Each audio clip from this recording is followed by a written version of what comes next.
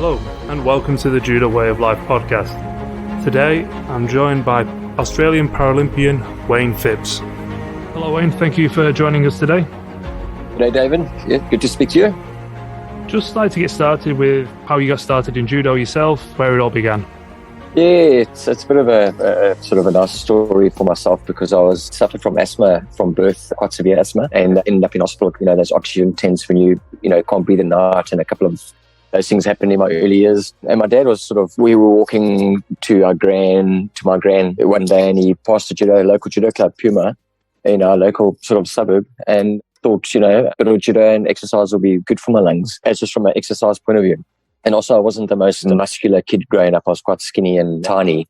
So besides the, helping my asthma, you thought judo would be quite a good sport and to help my physical, growth and confidence. And that's basically how it started, just purely to be a health benefit to myself. How old were you when you started? I was 8 years old when I started, and it took a good couple of years to get into it and start learning the various aspects of judo, and eventually, trying to just win a club fight. It took years and years of just training and practice and learning. And was this in South Africa? Yeah, this was in Port Elizabeth, South Africa, where it all started. What was the judo scene like there at the time? The judo scene was quite, in Port Elizabeth, Eastern Cape, the state province that I was from. It's all comparative to what you are used to. So for me, it was massive. They used to have inter-club competitions. One club would fight another club on a weekly or bi-weekly basis. They would have monthly, competitions where there would be hundreds and hundreds of participants. And this is, still in my early years when I was 9, 10, 11, 12, that period of time. It was all just wow. It's like back then, thinking back now, I've obviously moved on and seen better and experienced bigger things. But back then, that was massive for a young kid being involved in judo in Port Elizabeth. And then the nationals were well attended. You would get, 1,500 juniors taking part in a national tournament. Back then, the weight groups weren't age-wise. So when you fought under 36 kilograms or under 33 kilograms, doesn't matter what age you were, you just entered as, if you're under 18, you were a junior and you entered into your weight category. And I remember some nationals having 40, 45 contestants to deal with. So it was huge as a young kid growing up and a massive challenge. And what was it about the judo that kept you interested? It was winning their very first fight. Like I said, it took years, and I got thrown around, and you'd enter a local club competition and you just get, what it's like. You either get thrown an ippon or held down in a hold down that you can't get out of. And then I lost interest for a while, but my dad just kept on, saying just persevere. And we put a little bit of extra training in on the side. He was a very sporty and a really good motivator as well, being having a sporting background himself. And he just kept on motivating me, really. And then winning that very first fight at Eastern Province, like a state competition. And this guy was the reigning national champion. He had won the nationals the previous year. And I think it was like under 30 kilograms back then.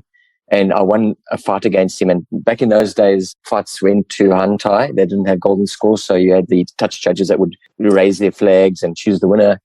And I took him to Hantai, and she won the fight as a yellow belt against, I think he was blue belt back then, green or blue, a national champion. And that was just really, that was the turning point. Name was Wayne Smith. Never forget it. We still chat on Messenger and keep up to date with each other. And yeah, we had a good couple of years of rivalry after that. But just winning that very first fight after a good couple of years of trying and training and learning the sport was the game changer for me. And I was like to ask, with your visual impairment, yeah, have you always had that, or is that something that's developed in the later years? Yeah, so it was diagnosed 2015, and the specialist said to me that my condition normally it gets brought on the deterioration you should feel the deterioration of your eyes with my condition in your mid-20s. And thinking back, because I was diagnosed in 2015, which would have made me 42, 43. So for 15 years, roughly, I would have had the condition deteriorating over, gradually over a long period of time. And he's correct. I mean, I remember back in my 20s, I was a good squash player at school. And, my dad used to play squash. We used to play squash as a family with my brother and everyone. And I remember in my early 20s, I started, not following the ball properly because it's a peripheral condition. So it's like tunnel vision. My peripheral retina has sort of gradually died, and the cells have died over time, which also leads to sort of night blindness. So in dark areas, I don't see well at all.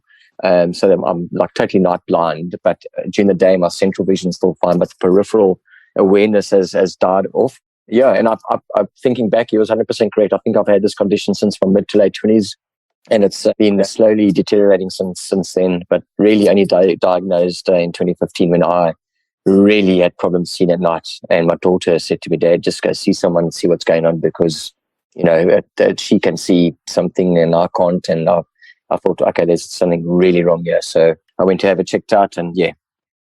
And did you notice a difference with your judo, in your 20s? Because I know you mentioned squash then. Did you find any kind of... Yes.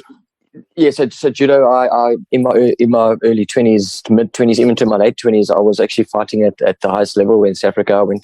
I made the Springbok team to go to a World Championship event in Hamilton, Canada in 1993 as a 20-year-old, and I was ranked top two in the country for a string of 8 years, and fought the Japanese in a test match in 1998. But I didn't notice, on the judo specifically side, I didn't notice any deterioration in my eyes, and I think it might be because judo's it's a close-up sport where you're in contact with someone, and once you've got a grip, really you just need to know, you need to be aware of what's going on. But it's not a ball game, for example, like squash, where you need to follow a ball around and chase yourself around the court. But I think maybe the reason was maybe my eyes were so just gradually deteriorating at such a slow rate that I just got used to it, I suppose, as the years went on. So obviously with the judo, the visually impaired athletes are categorized. Is there 3 categories in terms of sight? Yes. I'll say sight. And yeah, so which category are you in now? So I'm B3. So B1 are totally blind athletes. B2 have visual impairments, severe visual impairments, and B3 are also severe visual impairments, but not as severe as B2. So the entry into judo, para-judo, is B3. The categories go on B4 and B5, etc., but you need to be a B3 to be classified for the para-judo here.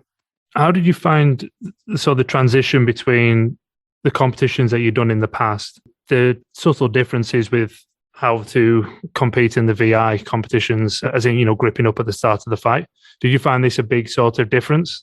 Yeah, 100%. Personally, a lot of my visually impaired judo tournaments was a massive adjustment starting from the standing grip, and you're not allowed to break grip. Quite a few of my techniques that my favorite techniques were from, the normal way of starting judo from a distance and then fighting for that grip. And I had some techniques I could go to, my go-to techniques from various grips of breaking, etc., etc. And all those were taken away from, in the way that, my training had to change, because I couldn't do that anymore. I literally had to start a fight with a standing grip, and then I wasn't allowed to break any grip to gain an advantage. I could change a grip, but I couldn't break a grip. And that was a massive change. I didn't even train for my very first comp like that. I just went into the first comp and just because everything was new to me. It was the World Champs in Portugal in November 2018. My training hadn't changed at all. It was a similar training schedule, and I didn't fight visually impaired fighting at all in training. And that was my very first comp, just experienced that. And it was a big eye-opener as to what a big difference it was fighting from a standing grip. And when you fought in Portugal, was that representing Australia or South Africa still? No, that was Australia, and that was the start of my qualification process for Tokyo. So that was the very first qualification tournament available on the calendar, and Paralympics said that's the one to go to see how you do, to see if we can give you a bit of backing going forward. So that was the starting point. And so when you moved to Australia, did you have your eyes set on trying to go to the Paralympics? Was that something you wanted to do, or is that something, as I said, it's just evolved as? No. So when I came to Australia, I was literally doing judo socially. Back in South Africa at my age, it was mid-30s, so I used to train socially. I love judo. I loved the training. But I used to take part in the local comps and fight sort of the age group, the masters categories. So, 35 to 40s, for example. And I did that when I got to Australia. I joined the local judo club, Kano, and I trained, fought in some, local competitions, went to the nationals. You fight in my masters category, and, I've won national titles in my age group for, 4 or 5 years. But just my goals were, my Olympic dream ended in the 90s when I was in my mid-20s, when I was at my personally, physical peak in judo as a mid-20-year-old. Always had a dream of going to the Olympics. It never materialized, and that was it. The start of this process it started in 2016 when I was chatting to Paralympics Australia, but the actual start of the fighting and competing process in 2018, it was just, I still sometimes shake my head and think it's unfolded as it has is unbelievable. So what was that point? Obviously, you said you got diagnosed in 2015, and then you were talking to the Paralympic Australia in 2016. So what was the point where, is it something you thought, okay, well, this is something I could do, or did somebody else put the idea in your head to go? Yeah, so what happened was I got diagnosed 2015 July, and with the diagnosis, the ophthalmologist said he can't allow me to drive anymore. So I still remember walking out of there with this diagnosis, a shock to my system. I had to phone family to come pick me up because I wasn't allowed to drive anymore. So then your whole world my whole world trying to figure out life, with this condition. I can't take my kids to, sporting events anymore. I feel like I'm independent, asking people for lifts here and there and all the rest. And it was a struggle to get my head around everything. And it wasn't easy. It didn't take a couple of months. It took, I'm still sometimes think to myself, I wish I could just come in a car and just drive somewhere and be for my, if something goes wrong with my kids and just be there for them. But I can't. So I've learned to work around it. But I just literally went AWOL from judo for 8 months. And my judo coach, Carlo, phoned me up and said, "Hey, where you been? What's going on?" And I said, "No, I've got this eye condition and I'm just trying to figure things out with work and this and family and all the rest." So he says, "Well, come around for a barbecue and let's have a couple of beers and we can chat." So I went around to his house and had some beers, and he said, "Visual impaired judo is part of the Para program." So I said, "Oh, really? I didn't know that." He says, "Why don't you make some inquiries?" And that's where I got onto Paralympics Australia, and I dropped a inquiry, like an online inquiry, as to how do I go about it, what's the first step. And Tim Matthews phoned me up literally 10 minutes after I dropped the inquiry, and he said, "Look, because that was in 2016, he said, Rio is literally kicking off in a couple of weeks, but we can look at Tokyo." And he said, "First step is get classified. Make sure your eye condition meets the requirements for classification." And then that's what I did. I figured out where to go get classified, and she got that and went through all the ophthalmologist reports, which is other, forms that you need to fill in and all the rest. And I sent it back to them, and they said, "Yep, you classified as B3, and it, means you can take part in visually impaired judo," which is a win. And then 2017, I was waiting for my Aussie passport for my citizenship to come through, so I couldn't fight for Australia at any comps until I had an Aussie passport. And then basically my passport came through early 2018, and they said, "Right, timing's perfect because the qualification sort of kicks off in November with the World Champs in Portugal. We want you to go there." There's a little bit of, they gave me a little bit of money to help with a small portion of the cost. And I said, "Beautiful, let's target that one." And then I started training, like really training hard to go to Portugal and just see how that went. So that was sort of the process between my diagnosis and the very first comp that I went to in Portugal, November, I think it was 2018. And you say that was your first one, and you hadn't really trained specifically for the VI rules. So how much of how did it go on the day? Yeah, it went better than I expected. I didn't expect to actually win a fight, to be honest. And I ended the tournament. I ended up getting through. I won my first fight, lost my second to a guy that actually went on to podium finish, and I thought I did relatively well against him. And then I won my third in the repechage, and then I lost my fourth. So I ended up having 4 fights, which for me was a win. And I gained that experience in, fighting VR fighting. And yeah, Paralympics Australia said, "Wow, that was an awesome achievement. And yeah, let's see what we can do to help you along your way." And then how did things look from there in terms of training? Did you start to implement more specific, like you say, for the gripping strategies into your training? Yeah, I tried. And I suppose I've got to be honest with myself. I probably should have tried a lot earlier in the process. So the last 6 months leading up to Tokyo and the last qualification comp, which was in June in Birmingham in the UK, I concentrated more on the VR type fighting. But initially after the World Champs, I thought, I did okay. And my training didn't really change much thinking back, it should have, but my training didn't really change that much in the club. Fighting, just training and fighting the way I would normally fight, because I suppose I thought, well, it didn't go too badly, at the first comp, and I'll just see how it goes. Yeah, so in hindsight, I think I should have taken it on board like from the start, because there were definitely different techniques I could have worked on, back in 2018 that would have helped me going forward. And what was your next competition after Portugal? Did the Australia Paralympic team, did they give you specific competitions that they wanted you to fight in, or did you map out your own plan for qualification? No, so basically from the start of the process, when after Portugal, Paralympics Australia said to me, right, there's the International Blind Sports Association calendar, which is the organization which organizes all the international blind sports. So that was on their website. Judo is obviously a visually impaired and blind sport. So there's a judo section that's affiliated to IPSA. And under there was all the information of calendars of events. And they had everything there from training camps to which events were like Olympic qualifiers where you gained points for, which weren't, and all the rest. So that was my contact that was me sorting that out with the help of Paralympics Australia and Blind Sports Australia. They directed me to follow their calendar, IPSA calendar, and they left it up to me to decide which comps I wanted to go to or could afford to go to and all the rest. Judo Australia, funny enough, had nothing to do with it. I did approach them once to say, hey, I'm trying to qualify for Tokyo. Paralympics Australia gave me a little bit of money to try and get to as many tournaments as I could. And I did approach Judo Australia, and I just got a very blank reply saying, you're not our focus, and we don't have a budget for you. Sorry. So I knew exactly where I stood then with Judo Australia, which is really weird because I've been affiliated with them since 2010 when I got here. But really, it was Paralympics Australia guiding me through the process, which I've mentioned in a couple of interviews, that I'm so grateful to them for that, and even just showing faith in me by funding a little bit of money to help some of the expenses. So sorry, to get back to answer your question, Baku was the next qualifying tournament, and that was in May 2019. So I went to that one, and I've ended in a similar position of 9th, winning 2 fights, losing 2 fights. So after the World Champs tournament in November, I obviously wasn't ranked at all, so I didn't exist in their database until that tournament, and I gained quite a few points with that result.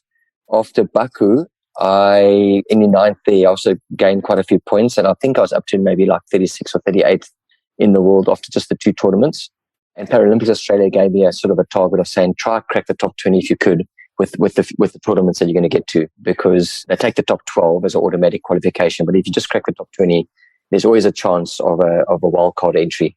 So the next tournament that I went to was Baku in May 2019. And then when you go on these trips, were you going on your own, or do you have a coach go with you? Oh, no, it was on my own. Like I said, the bit of funding I received didn't last very long. I think it covered a trip and a half, and the rest was just self-funded. And if a coach was going to go with me, it was going to be self-funded. So I arranged everything myself. I contacted the sports, the organizers of the event, and I did my own entries and, booked all my own flights and everything.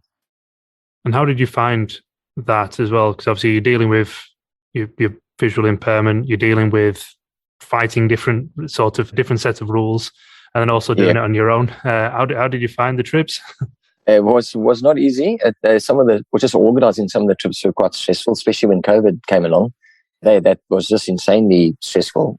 But initially, the comps are organized so well that when you enter and you've got your flights and you give them your arrival times, they literally meet you at the airport. This is even pre-COVID. Meet you at the airport, and they provide all the accommodation costs. They add a premium on for costs, but that covers all transport. So I didn't have to worry about getting anywhere once I arrived at the airport at the destination airport. The organizers were really good with all the comps. They literally drove you to the hotel, and in the hotel area they would have a training facility with a mat where you didn't have to travel too far to go train. And the venues were in general walking distance from the hotel. And then there would be other athletes. If I had a problem with my eyesight, which I don't have during the day, I am quite mobile on my own during the day. At night, like I said, I was, being night blind was more of a problem. Getting to the venues and back were great. So the organization of the events were really, really good and well run and well organized. So for me, it was just getting there. And once I was there, I was in the hands of the organizers, which was awesome. Yeah, good. And then leading into beginning of 2020, where did you sort of rank if the Olympics were to have gone ahead 2020? Where did you rank in the listing? Yeah, so to finish off 2019 after Baku, there was a tournament in Kazakhstan in September, and that was an Asia Open tournament. So that was one of my worst trips to get to that tournament.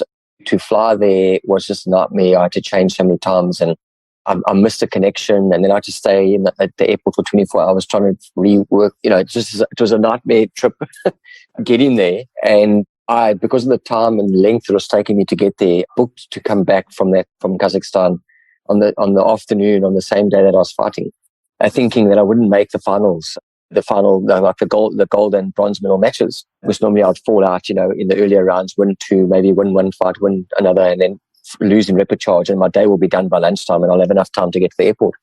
But Kazakhstan, I've got a bye in the first round, luckily enough, and won my second, and ended up in the semi-finals where I lost to a guy that went on to win the tournament, which put me down into the bronze medal fight. So they said, come back for the finals block later on this afternoon. I thought, I'm going to miss my flight.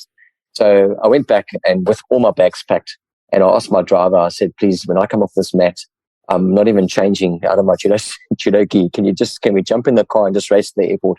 And they were very, very helpful and kind, but I missed my flight. But I lost the match. So I ended up fifth, which was my best result at that point. And I can't remember what happened with my ranking after that one, but out of the 8 qualifying tournaments, I worked out financially, I was able to get to 4. So there were 2 more that I wanted to go to in early 2020. And there was actually 3. There was a training camp in Tokyo, a non-qualifying tournament, but a training camp. I thought it would be beneficial to go there, get a taste of Tokyo, number 1, and 2, you're having a training camp against or with everyone. It was open to all the athletes worldwide, but you'll be training with, it's a Japanese-based training, so, the home of judo. And then from there in April, I was supposed to go to Birmingham in the UK for that Grand Prix event. And then in May, back to Baku. And those were the remaining tournaments that I had booked and paid for, and COVID hit and they were all basically canned. So I didn't attend any tournaments in 2020. So with those tournaments lined up, I was hoping with those results that I would crack the top 20 leading into qualification for Tokyo. And then, so fast forward to the beginning of 2021, how were things sitting then? Right, so 2021 came along, and there were only 2 tournaments left on the calendar anyway that popped up in January to qualify for Tokyo, and it was the Baku tournament and it was the UK event. So the plan was the same, to get to both, and that's what I was saying earlier, that the planning that trip became a small nightmare because of COVID. It was, the Baku tournament was a month before the UK tournament, which means if I went to Baku and came back to Australia, I'd have to hotel quarantine for 2 weeks, which I didn't want to do, and then leave a week later and get to the UK tournament. Coming out of quarantine wouldn't be ideal. So the plan was to fly to Baku and then train there, find a training facility and train there for 2 weeks or 2.5 weeks, and then fly to the UK for that event, and then come back to Australia just once and then hotel quarantine. So I planned that. I got a hold of the agent this time with COVID. I thought, no, I'm not going to book these flights myself. I'm going to just go through an agent, pay the premium, and hopefully, it will cover all insurances and all types of things that can go wrong. Luckily, I did, because the Baku event changed to Turkey because things went haywire in Baku. So they had to change flights from Perth to Turkey, UK, back to Perth. And then a week or so later, Turkey's COVID cases went through the roof and they changed the tournament back to Baku. So then I had to get a hold of the agent to say, can you please change my flights again? That's now back in Baku. And then a week before I was due to leave, Turkey got red listed by the UK as a country that if you're flying even transitioning through Turkey, you won't be allowed to enter the UK. And that was exactly my trip from Baku to the UK. And I chatted to the agent and I said, is there any way to get me to the UK, that's not going through Turkey? This is from Baku. And she took a couple of days to come back to me and said, there are so limited flights now, and all the rest. And I just said to her, you know what, just can it. Just can Baku, can that leg of the trip. I feel it's just going to be too risky being away for so long, number one. And I'm just scared if I'm in Baku for so long, I'm going to struggle to get into the UK because the entry rules are all different for different countries as well. Yeah, and luckily I did, because I felt such a huge relief cancelling the Baku side of the trip and just being able to go to the UK for the tournament, give it my best, come back into hotel quarantine. And luckily I did that because friends that I've met on the circuit from South Africa actually were doing the same thing and planning to go to Baku and then the UK. And they were literally got stuck in Baku and weren't allowed to enter the UK. They weren't allowed to leave the airport to the UK because of the fact they stayed in Baku and they didn't have the proper, COVID results, the ones that they were specifically needing and all the rest. So their trip was stuffed up by going to Baku and had to return to South Africa. So in the end, the 2 tournaments that I planned to go to, it was cut short, and I only ended up going to the UK event. And how did that one go? Yeah, that one went as well as the Kazakhstan one. I won my first fight against the 8th ranked guy in the world. I went golden score. But funny enough, I felt so good in that fight. Sometimes you fight and you feel like, oh, you're under the pump, you're just behind all the time. And you start thinking, I don't know how I'm going to get ahead in this fight. That fight, I actually felt like I was not in control, but I felt somehow I had it. Although it went, the distance and 2.5 minutes into golden score, I somehow had a belief that I could win that fight, and I did. And then I lost in the semifinals. Also, there's a small draw as well because of the numbers. You didn't have the 30 contestants that were at the World Champs, for example. Because of COVID, they were choosing, which comps to go to. So I lost in the semifinals in that fight, and then they put me into the bronze medal fight, which I was quite disappointed in. I don't mind losing if I'm losing to a better fighter and I've given it my best. But that I really felt I was the better fighter. I made a stupid error, and I got held down in a Usakumi. So I lost the bronze medal fights, but ended 5th anyway, which is still a decent result for me based on my previous qualifying events where, I've ended 9th as my top ranking. So I was happy with that. And then did that give you the direct qualification for the Paralympics? No. So what happened was, now I'm sitting in hotel quarantine coming back from that tournament, and I was anxiously waiting the world ranking list to be updated. And Paralympics Australia said, as soon as the world ranking list is updated, we'll see where you are. And if you haven't cracked the top 12, which is automatic qualification, we'll do a bar-party application. So anyone in the world can do an application for a wildcard entry. And the rankings were released, and I cracked the top 20, just number 20. And they said that's going to help that'll help the process. And they put an application together. And I don't know what they put in it, and I don't know how that worked out. But at 6 weeks, I think it was, before Tokyo kicked off, I got the news that they've accepted my wildcard entry, which was like a week and a half after coming out of quarantine that I got the news. And that's what happened. And how did your training go from that point? So leading into Tokyo. Yeah. So coming off the UK, I had a couple of days in London, flying out from Heathrow. I stayed with a friend of mine. They had limited flights leaving, and coming, arriving in Australia. So I had about 4 days there. So I just chilled with him and relaxed and caught up with an old school friend of mine. Arriving into hotel quarantine for 2 weeks. Look, I try to keep active and busy in the room, but there's only so much you can do in a hotel room. So I try to do a half an hour little session. But so I'm not blaming hotel quarantine, but my fitness did sort of go backwards in those 3 weeks between the tournament and when I had the news. So I went to see the personal trainer at the WA Institute of Sport once I heard I had made it. And I made an urgent appointment with him just to say, can I come down? I'd really need some help and guidance to get up to fitness ASAP. So I had my training program that I use, and that I always use a similar program, over the years for pre-tournament training. But I didn't want to overwork my body and pick up an injury, at the late stages as well. So you gave me some really, really good advice on loading and volume and all the rest, just to ease myself back into it for 2 weeks. And I followed his advice, and it was brilliant. And really on the judo mat as well, it took me those 2 weeks as well, just to get back in the field of judo fitness specifically. And when it came to week 3, possibly 4 and 5, I felt like I was really getting back to where I was. And I was in week 6, so it was time to leave. So the timing was literally perfect. But I had some really good guidance with regards to my training program just to get me back in. I was just really, really worried that I'd pick up an injury that was just going to spoil it for me. So that all worked out fine in the end. Got there feeling good and injury-free. And I'm assuming the trip out to Tokyo was a little bit smoother than some of the other trips you've described. Oh, it was wonderful. I didn't have to do anything. I just literally had to, they told me what was going on, when I was going to leave. And Paralympics Australia arranged everything from the moment I left home to the moment I arrived back in Perth last week, Friday. The month that I was gone, I had to arrange nothing. It was all done for me, and that was the most wonderful feeling. And how did you feel going out to the Paralympics?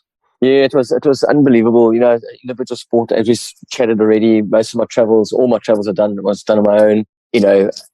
Being a part of a bigger team was just unbelievable. Knowing that my little sport actually, is just a little speckle in the bigger scheme of things. And then at the same time, being the Paralympics, you meet these incredible athletes and people that have been through. Everyone's got a story, right?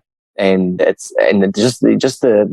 what some of those athletes have been through in life that's got them to that point is really inspiring to witness. So, which puts a different perspective on life in general, and it takes competing there just as a win for a lot of athletes. Like I found myself just getting there as that was my win, irrespective of what happens on game day and on the actual fight day. I was just happy that I made it, got onto the mat, gave it my best, irrespective of the outcome. It just being part of that movement.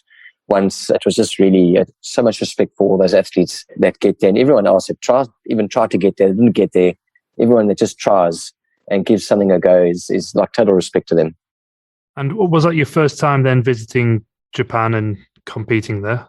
No, in 2020, when I meant to go to the training camp in Tokyo, which was cancelled a week before I was due to leave because of COVID, I couldn't get a refund on my flights. So I used the flights anyway, and I just used that 2 weeks. I think it was like 8 days.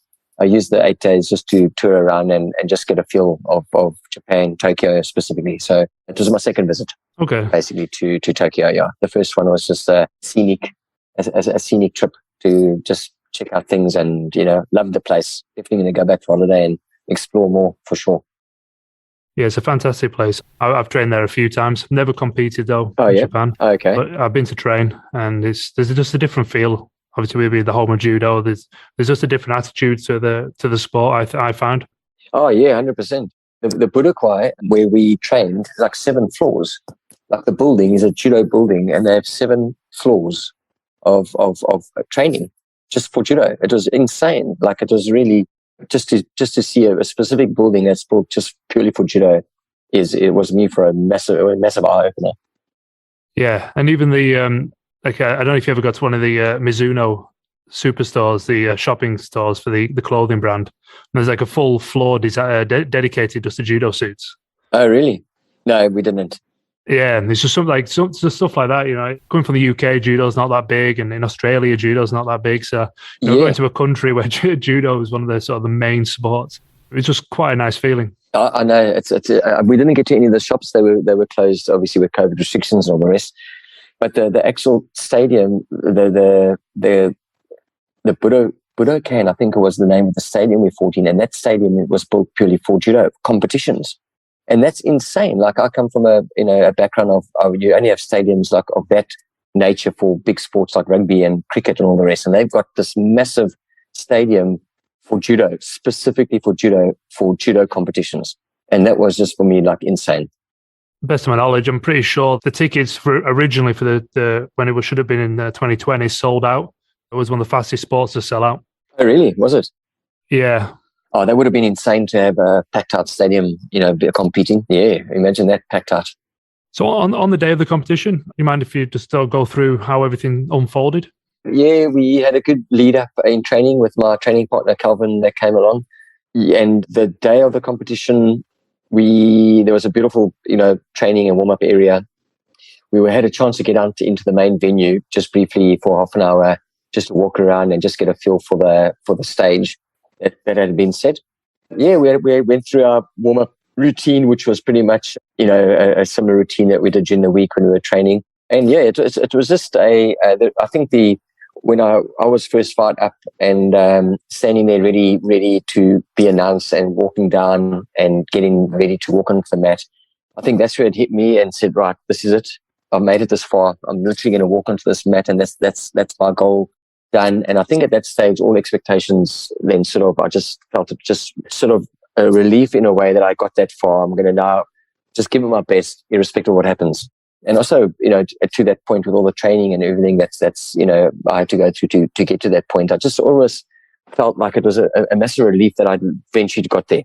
Yeah, it was an incredible experience walking onto that mat, knowing there were cameras on and, people back home were watching. I was inundated with messages the week leading up and good luck and we're going to watch and all the rest. And, it was just an awesome, amazing experience.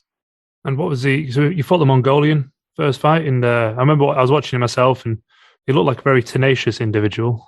Yeah, he was strong. Googled him just to, try and figure out, because I had never fought him before, and I had never seen him fight. And he had been to, I think that was his third Olympics, so he was quite experienced. I think he podiumed at a World Champs before, so he was ranked 6th for this tournament, so I knew it wasn't going to be easy. Yeah, and in hindsight, I watched my own fight back. A couple of days later, I just watched my own fight, and I suppose I had a bit of lack of that international experience, because when I was a Judo down for not, being behind a bit on attacking, I felt while I was fighting, I thought I'm way behind. Yeah, I need to push to get back in it, and it pushed me to make a silly error. I attacked a throw that I hardly ever do, and I was off balance. But watching my fight back, a couple of days later, I thought I wasn't that far behind. I got the Judo, yes, that was good. That was the right call. But if I just carried on getting back into the fight like I was the last couple of rounds that I felt I had the upper hand sort of in attacks. So yeah, I suppose a lack of international experience pushed me to try and force a throw that wasn't there, which ended up making me, losing my balance, and he threw me. But yeah, I still, like I said, no, just being on that mat fighting at that level against these guys. I was giving 18 years away in physical conditioning to these guys. I think the oldest competitor was 32. And then I'm, or 34, I think it was, and I'm 48. So, like I said, the just getting there for me was the win. But yeah, he was a tough nut to crack. Yeah, because I think it's an incredible achievement. Say in the past 6 years, actually dealing with the diagnosis and then turning it around and then qualifying. Yeah, very impressive. Yeah, thank you. And then following the competition, how did the rest of the trip look? Yeah, so I was allowed to, all the athletes were only allowed to leave the village for their specific sport. So Judo Friday was the lightweights, and and then Saturday were the middleweights, and Sunday the heavyweights. So after I finished fighting on the Friday, I hung around at the Judo watching the finals and the gold and bronze medal fights. Saturday did the same thing, got out to the village to just go support the middleweight guys, and basically spent the day at Judo the Saturday and the Sunday, because that would be the last time I'd leave the village until we left on the Thursday. So come Monday morning, we're literally confined to the village and our units where we stayed, where we're just allowed to mingle with ourselves and within each other's, in our own Aussie community. Although the setup there was awesome, there outside TV screens where you could watch live sports of other, all the other events, and they had like benches and tables outside where you could just catch up and have lunch and chit chat and just chill amongst each other. You didn't have to, be confined to your room, so which was really great. Yeah, good. And what are your plans now? Are you thinking about 2024? Yeah, I'm actually taking some time off. I enjoy cycling and running. I ran quite often in part of my judo training program anyway, but not very far distances.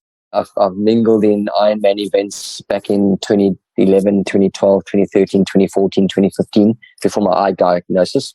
So yeah, I'm considering, exploring the paracycling avenue, but I'll always be involved in judo. I love the sport. I love the physical challenge it gives a person. I'll probably just train socially. I haven't been back to judo since arriving back. I'll go Thursday night. So yeah, I'm just reassessing sort of training goals. I need some kind of goal. I can't just tick along. So I've got my eye on some triathlons, some cycle run events coming up, and some trail runs that I'll look at doing. And then just socially carry on with some judo training. But yeah, just a bit of a change, a physical change in training, I think, is what I'm needing. Yeah, sounds good.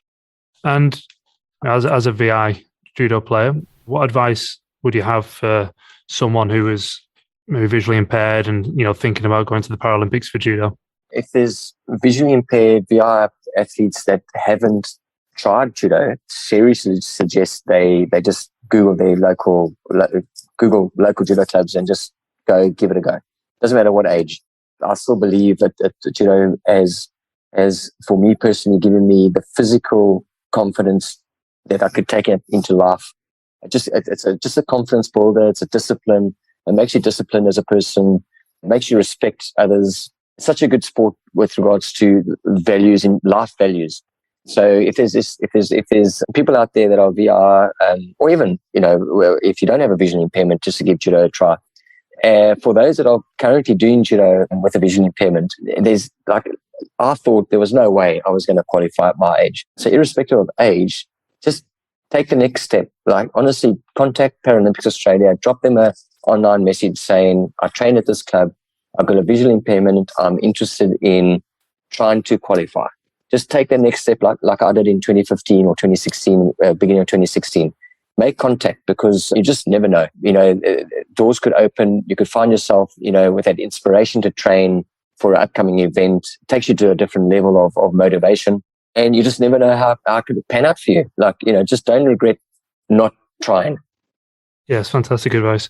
I've got a question for you. Okay, so I've got a theory that VI judo players are better than non-VI judo players, in the sense that with judo, it's so reliant on touch and feel that so a lot of the time we rely on sight because we have it as an option. When you remove that element and you're reliant more on the feel and that sort of feedback, it actually allows you to understand judo a little bit better. Now, having been on both sides, how do you feel about that?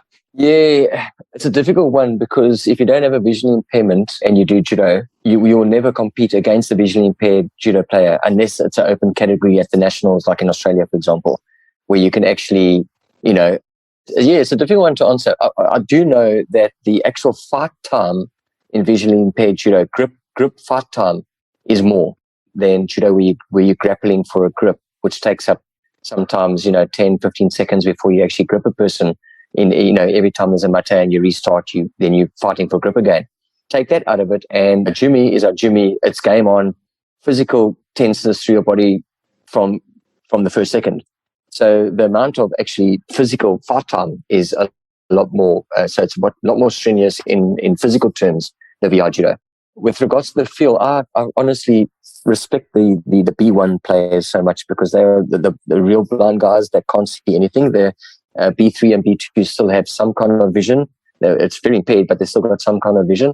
And the B1 players they just so much respect for them to be able to still do judo and just go by feel, because that's effectively what they will be doing. They're just going by the feel of their opponents. So it becomes, I suppose, a visual thing for them in their mind as to, it's a difficult one to answer, to be honest. But yeah, from a physical point of view, there's a lot more fight time in VI judo, purely because they've taken the grappling part out of it, and from the word go, you're basically in it. Yeah, I've fought a number of VI players in the UK. There's quite a strong VI team, and I remember when I first fought 90 kilos, the British Championships, I fought a lad, Sam Ingham, and he beat the crap out of me.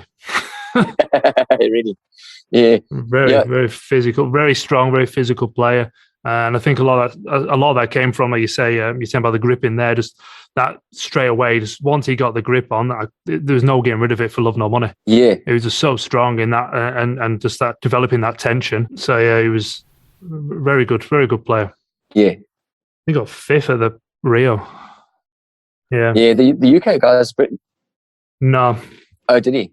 Did he fight in Tokyo? Because there were two British players, the heavyweights as well, that were like 90s and 100s, one in each, that did really, really well in Tokyo. I can't remember their names though. Yeah, well, Eliot Stewart, the boy that won silver in 90s, we used to compete against each other. So, oh yeah, I've not spoken to him in many years, so I don't know the nature of his visual impairment, but he used to be, he didn't have it when I knew him. Yeah, we competed on the team all the way through sort of cadets and juniors in the UK. So yeah, okay. And I've trained. Yeah, I remember watching that. Yeah, sorry, go on. Yeah, so I remember watching the British guy in 90s and 100s. There's a 100s guy that did really well as well. Very impressed with their fight. It was so good. Yeah, it was interestingly, obviously, you comment about Australia Judo, because I know in the UK the VI team is always would train with the British squad. It was, they were part of the squad training sessions. Yeah. And they were included in it. It wasn't sort of like a separate entity. It was just included within the main body of the team. Yeah. I hope it changes going forward from a Judo Australia perspective. I hope they do open up to the VI Judo program and even accommodate VI athletes at like the national levels and even the ranking events. Even if you just have two fighters attend, they can have a bout as a visually impaired, contest. I hope they do open that avenue up for the VR judo players going forward. Yeah, well, I think I already know one player I would be spoken about that you've inspired. So hopefully there are other players that have been inspired by you going this time. And, there's the more people that push it on, you can't sort of ignore it forever.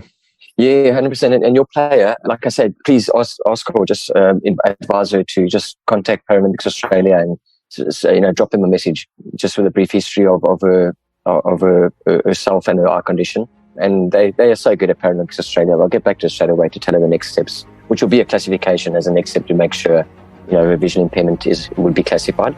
And then, I really, really encourage her just to take the next step and just get, find out via Paralympics Australia, how to get onto the pathway. Thank you for that, Wayne. Really appreciate your time and, sharing your story and the advice you've given. Yeah, awesome. Really enjoyed that conversation. Thank you. Thanks for making contact, David, and good luck with your judo club and training going forward.